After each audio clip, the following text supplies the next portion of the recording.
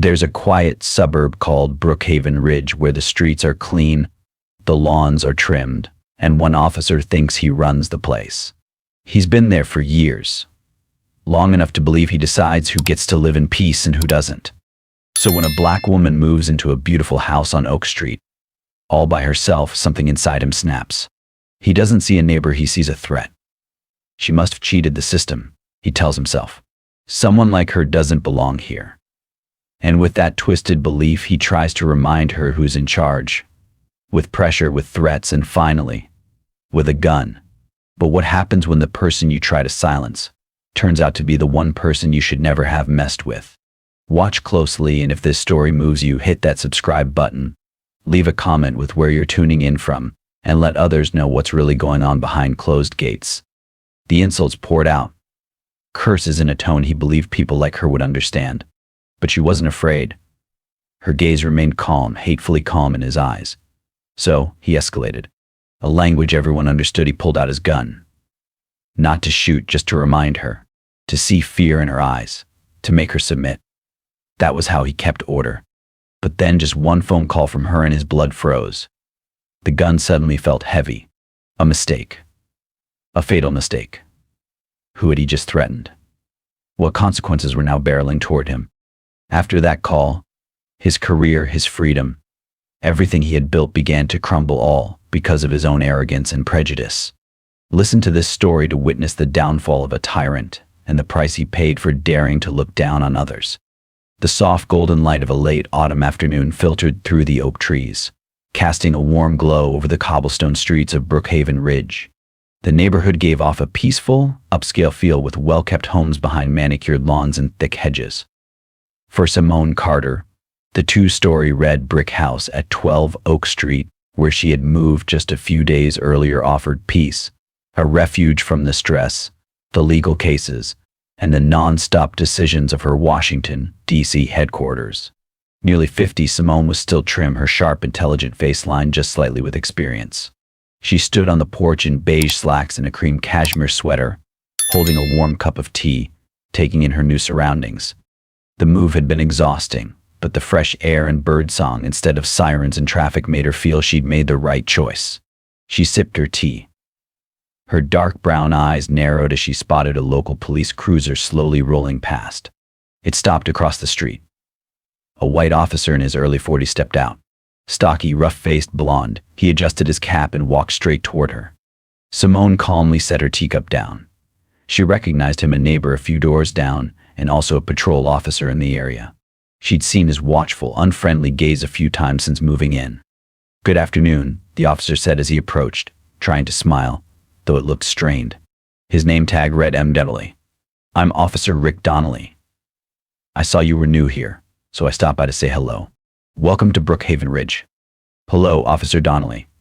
"Thank you," Simone replied politely but distantly. "I'm Simone Carter." "Carter," Donnelly repeated, eyeing her, then glancing at the house behind her. "You live here alone? Must be a good job to afford a house like this. What do you do?" His tone was overly curious, almost like an interrogation in disguise. Simone frowned slightly but was used to these questions. "I'm just a civil servant," she said flatly, not wanting to share her real title with a stranger, even a cop. "And yes, I live alone." Donnelly nodded, but his eyes still held suspicion and quiet judgment. He seemed to doubt that a black woman could own such a property in this mostly white, wealthy neighborhood. "A civil servant sounds important," he said with a hint of sarcasm. "Then you understand the importance of neighborhood security, huh?" He began to talk about how quiet Brookhaven Ridge was but also dangerous, and how the local police force sometimes lacked the resources to ensure absolute safety. He described himself as a dedicated man who kept an eye on the area even after hours, acting as an unofficial security guard. Then he got to the point, his tone becoming more ambiguous. "You know, Carter, good neighbors often contribute a little bit to make sure the neighborhood is always specially cared for. A small fee voluntary to the Neighborhood Watch Fund. It gives us people like me the incentive and the means to patrol more often, to keep a closer eye on houses like yours. Especially newcomers. They're usually very good-natured about this. You know what I mean." Simone looked Donnelly straight in the eye. The so-called Neighborhood Protection Fund and voluntary fees were clearly just a blatant demand for protection money, using his position as a police officer to extort money from people, especially newcomers he thought were easy to bully or had something shady to hide. His brazenness and abuse of power made her feel both indignant and contemptuous. "Thank you for your concern, Officer Donnelly," she said, her voice still polite but slightly cold. "However, I have confidence in the tax system and the public services the city provides. I pay my taxes and expect to receive adequate protection from the regular police force. I do not believe it is necessary or appropriate to pay any additional unofficial fees." Simone's tactful but firm refusal wiped the wry smile off Donnelly's face. His eyes flashed with anger and hurt. He had never expected the black woman to reject his proposal so bluntly. "Oh, really?" he smirked. "Suit yourself, but remember, everything has a price here. Hopefully you'll never need my special attention again." He left the sentence hanging in the air, then turned, walked quickly to the patrol car, and drove away, leaving Simone with a feeling of unease. She knew this encounter might not be the end. True to Simone's premonition, just 3 days later, on a Saturday afternoon while she was watering the plants in the front yard, Rick Donnelly's familiar patrol car appeared again. This time he did not stop at the side of the road but drove straight into her driveway, blocking the entrance. He got out of the car, no longer awkward but instead arrogant and angry. Simone put down the watering can and stood up straight, bracing herself for the encounter. She knew there would be no more hints this time. "We need to talk, Carter," Donnelly said curtly, without even saying hello. "I've given you a few days to think about it. What do you think of that protection fee thing I mentioned the other day? Don't pretend you don't understand. In this neighborhood, everyone has to be reasonable to get along." Simone crossed her arms over her chest, her eyes fixed on Donnelly, showing no fear. "Officer Donnelly, I thought we were clear about this. I'll say it one last time. I will not pay you any money or any protection fund you've invented. It's illegal and you're abusing your position." "Illegal?" Donnelly sneered, his face red with anger. "Who said it was illegal? These are the rules here. These are my rules. If you don't pay, you're disrespecting me, disrespecting the rules of this neighborhood." Seeing Simone's determined, unwavering expression, Donnelly's rage and vicious prejudice exploded uncontrollably. He moved closer to Simone, so close that she could smell his sour sweat and cigarette-scented breath. He began to spew insults and slurs, no longer hiding his racism and misogyny. "Where does a black woman like you get the money to buy a big, nice house like this in Brookhaven Ridge?" He growled, spit almost hitting Simone in the face. "I bet you're hooking up with some rich white guy, or you're in some dirty business dealing drugs or laundering money or something. You're the one who's tainting this whole neighborhood." Simone gritted her teeth, fighting the rage swelling in her chest. She felt the blood rush to her face. Never in her challenging career had she faced such a direct and vile insult on her own doorstep. "Listen," Donnelly continued, his voice growing more vicious, his veined hand pointing straight at Simone's face. "You're not welcome in this neighborhood. Who do you think you are, lecturing me? What the hell does A know about the law?" He sneered savagely. "Or do you want me to check your house for anything interesting? Who knows, maybe I'll find evidence of your illegal dealings." Simone's heart pounded with anger, but her FBI veteran's rationality kept her calm. She knew she couldn't let her emotions get the best of her. She had to handle this situation smartly and safely. She stepped back to create a safe distance. Her voice was cold and steady. "Officer Donnelly, you are overstepping your authority. You're being abusive and threatening. I demand that you leave my property immediately. If you don't, I will take legal action." Her sharp words hit Donnelly's pride like a slap. He couldn't believe a black woman would stand up to him like that, especially here, in the neighborhood he thought he controlled. Rage and fear twisted inside him. Without thinking, he reached for his gun. He didn't point it directly at her, but the message was clear. The black muzzle hovered just feet from her chest. "You think I won't do it?" Donnelly growled, his voice was shaking, along with the hand holding the gun. "I'm the law. Either you pay the protection fee or live to regret it. Don't make me come back." Things happen to people who live alone. But Simone didn't flinch. Her FBI instincts kicked in. She stayed calm and alert, thinking fast. She knew she couldn't confront him physically, but she had other tools. She met his eyes without fear, then made a bold move. She reached into her coat pocket. Donnelly jerked back, raising the gun higher. "What are you doing?" he barked. "You pull anything, I'll shoot." But Simone didn't pull a weapon, she pulled out her phone. Calmly, confidently, she opened her contacts and dialed a number labeled Michael Mem. Her eyes never left his. The phone rang once, twice. "This is Simone Carter," she said into the phone, her tone calm but serious. "I'm at 12 Oak Street in Brookhaven Ridge. I'm having a serious problem with one of your officers." She looked straight at Donnelly and said loud enough for him to hear, "His name is Rick Donnelly. Badge number, let me check, 347. He's pointing a gun at me and demanding I pay him a made-up protection fee." Donnelly's brain stopped working. Michael? As in Sheriff Michael Griggs? And Carter, Simone Carter, he'd seen that name before. In official memos, press conferences, FBI briefings. His stomach dropped. This woman wasn't just anyone. She was the deputy director of the FBI, and she had just called his boss directly. The gun slipped from his fingers and clattered to the ground. His face turned pale. His knees shook, threatening to give out under him. Everything, the arrogance, the smugness, the racism, vanished in an instant. He had just made the worst mistake of his life. And now, there was no undoing it. Pure terror took over Donnelly. His voice cracked as he begged, nearly dropping to his knees. "Wait, please, Deputy Director Simone Carter." "Oh God, no, it's a mistake. Just a stupid joke. I didn't mean it." Tears streamed down his face as he pleaded. "Please don't tell the sheriff. I have a wife, kids. I'm sorry, please don't ruin my life." Simone didn't respond. She didn't hang up. She just stood there, cold and silent, waiting for justice.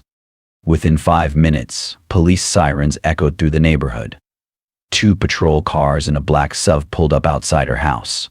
Sheriff Michael Griggs stepped out, his expression grim as he saw Simone standing calmly and Donnelly collapsed and pale. Donnelly's gun still lay on the ground. Griggs didn't need many words. Simone's phone call and the scene told him everything. "Donnelly," he said, voice firm. "Explain what the hell is going on." Donnelly stammered about stress and a misunderstanding, but Griggs cut him off. "Enough. Hand over your weapon, badge, and radio now. You're suspended. Effective immediately." Donnelly obeyed, shaking as he surrendered his gear. He couldn't meet anyone's eyes. 2 officers escorted him silently to a patrol car and drove him away. Once Donnelly was gone, Griggs turned to Simone. "Simone, I'm sorry. What happened to you is unacceptable. He's a disgrace to our department." Simone nodded, composed but clearly tired. "Thank you for coming so quickly. I knew you wouldn't ignore this." "Absolutely not," Griggs said firmly. "I'll personally oversee the investigation. He'll be held accountable." He offered to collect the gun and secure the scene. Simone declined quietly, saying she just needed time to rest and would provide a statement when needed. The internal investigation that followed was swift and thorough. Under Sheriff Griggs' direct orders, it became a moment to not just punish Donnelly, but to reform the department. Simone's calm, detailed testimony served as a powerful foundation and a clear warning that corruption, abuse of power, and racism would no longer be tolerated. The internal investigation into the incident began with a full account from Simone Carter. Her testimony was calm, detailed, and compelling, supported by her credibility as a high-ranking FB official. She described the entire chain of events, from the patrolman's false demand for a protection fee, to his racist insults, and finally, to him drawing a gun in front of her home. Her statement carried significant weight. When confronted, Officer Rick Donnelly initially blamed the situation on stress and miscommunication. But when presented with Simone's testimony, the possibility of neighborhood surveillance footage, and his fingerprints on the weapon, he admitted most of what happened. He tried to downplay the severity, claiming he didn't intend to harm anyone. But the act of pulling a gun, whether fired or not, is a serious violation of protocol and a clear threat. Donnelly's personnel file revealed a troubling pattern.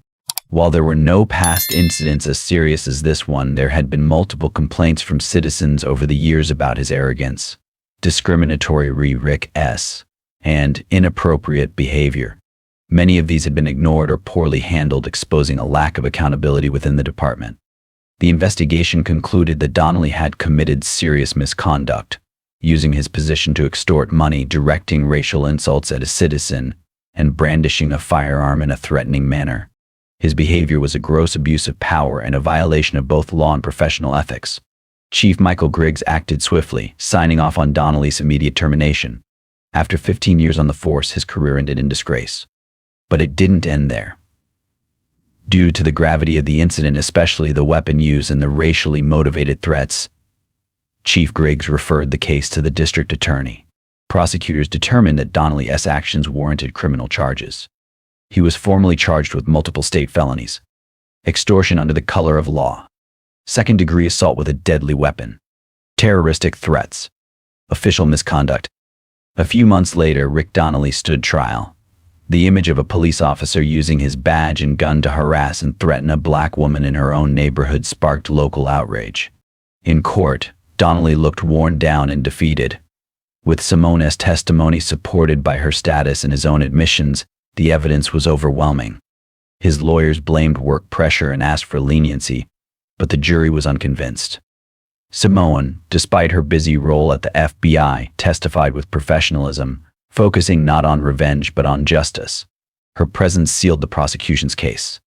The jury found Donnelly guilty on all major charges. At sentencing, the judge delivered a powerful statement. Donnelly's actions had not only harmed the victim, but had deeply betrayed the oath of a police officer. His behavior, driven by racism and abuse of power, had damaged the public's trust in law enforcement. The judge made clear there is no room in the justice system for officers who discriminate or misuse their authority. Justice, the judge said, means holding everyone accountable, especially those who abuse power. He emphasized that pointing a gun at an unarmed citizen, driven by greed and prejudice, was despicable and unacceptable. Given the severity of the charges, especially using a weapon to intimidate, and the act of extortion, Rick Donnelly was sentenced to 6 years in prison. The ruling sent a powerful message: no one, not even the police, is above the law. Donnelly was crushed by the verdict. His dream of comfort and power in an affluent neighborhood had turned into a nightmare. Now he faced years behind bars, paying the price for his cruelty and arrogance. Weeks after the trial, Simone Carter stood on her porch, sipping tea and watching the quiet streets of Brookhaven Ridge. Everything looked peaceful.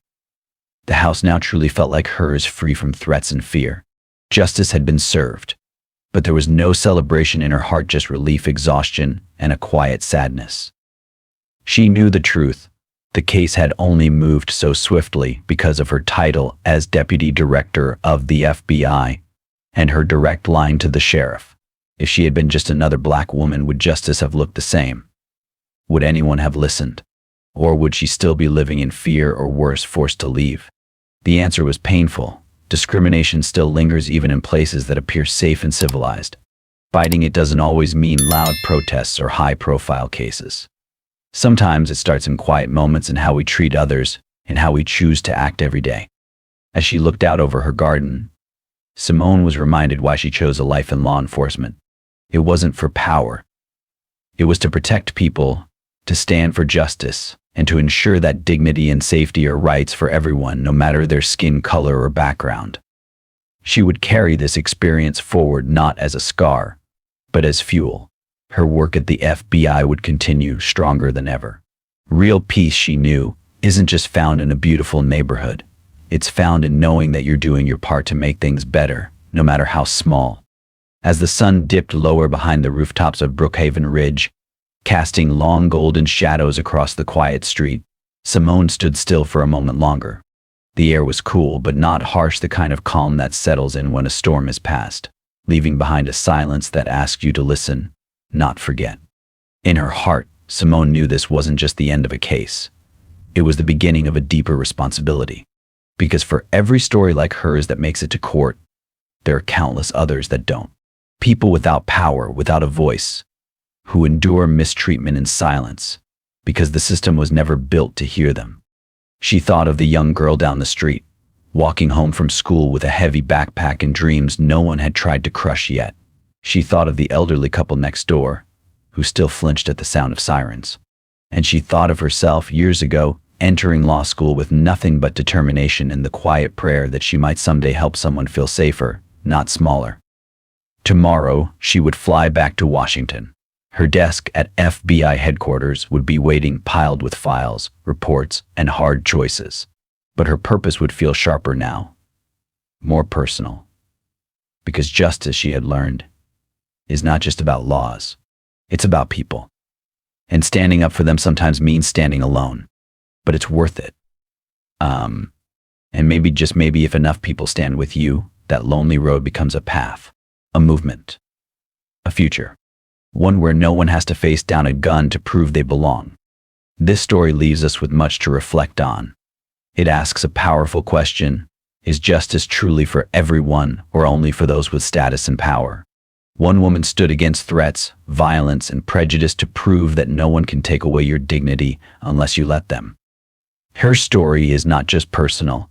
It's a reminder that racism and abuse of power still exist in many forms, and sometimes all it takes is one person saying no for the truth to be exposed. What do you think about this story? Share your perspective, because change begins with conversation. As for me, I believe that true strength doesn't come from a weapon or a badge. It comes from reason, integrity, and courage. When one person dares to stand for what's right, they don't just defend themselves, they light a path for others to follow. Note: this story is entirely fictional and created for the purpose of raising awareness. It highlights issues of responsibility, justice, and the importance of treating everyone with respect and dignity. We firmly oppose violence, prejudice, and injustice in all forms. Viewer discretion is advised.